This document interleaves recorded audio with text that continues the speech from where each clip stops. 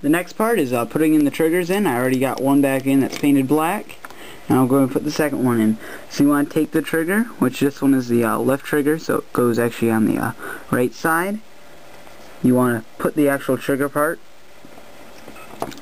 like this. You just want to slide it back into those hooks, get it back in there where you took it out from. So it just shifts in like this. And then you want to take your spring right here, and there's a hook, there's a little spot right there for it to go in. It's like a cross. It goes in right there, and you bend it up to fit it into the trigger, and you just want to, there's a little cross inside the trigger up there that it should just pop into,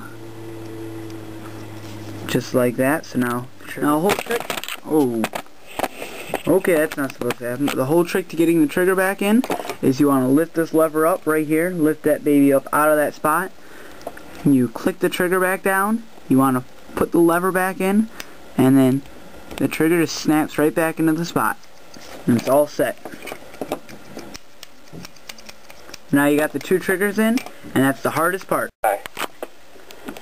Okay guys, so now we're ready to put our controller back. I've already got the trigger set in, and what we're going to do is you want to take your buttons right here and just, whoa, that's not supposed to happen, not in front of the camera. You want to peel it off so you get the tape off and you get the button, and you're simply going to line the buttons up with the holes just like you do with all of them. Now that you have them all in place, what you want to do is you want to take this guy right here, set them up, get them all set. Now the next part, most important part by far, is these rubber pads. Put them on so you can see all of the black things. Take this right here, put them down right like here.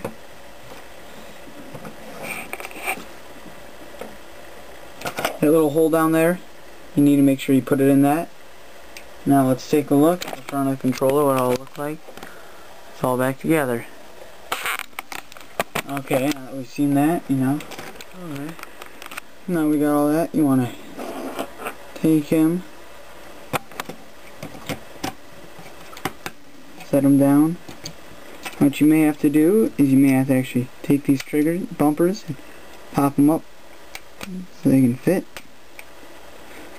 But after you get that, you should be all set.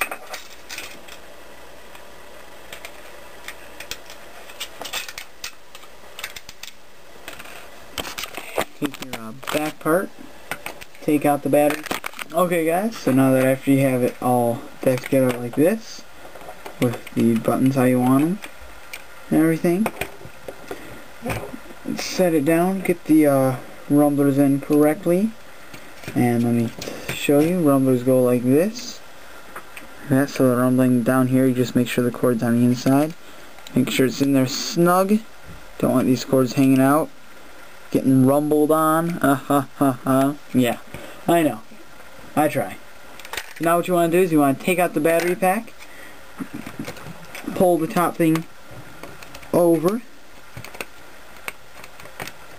push the two springs into it, snap it shut, and it does snap shut, literally. And after you're all snapped shut, you're all set to put the screws back in. I always like right here to make sure all the buttons work at this time, and oh look, they do. So I'm going to go ahead and screw them all back in, all 7 of them.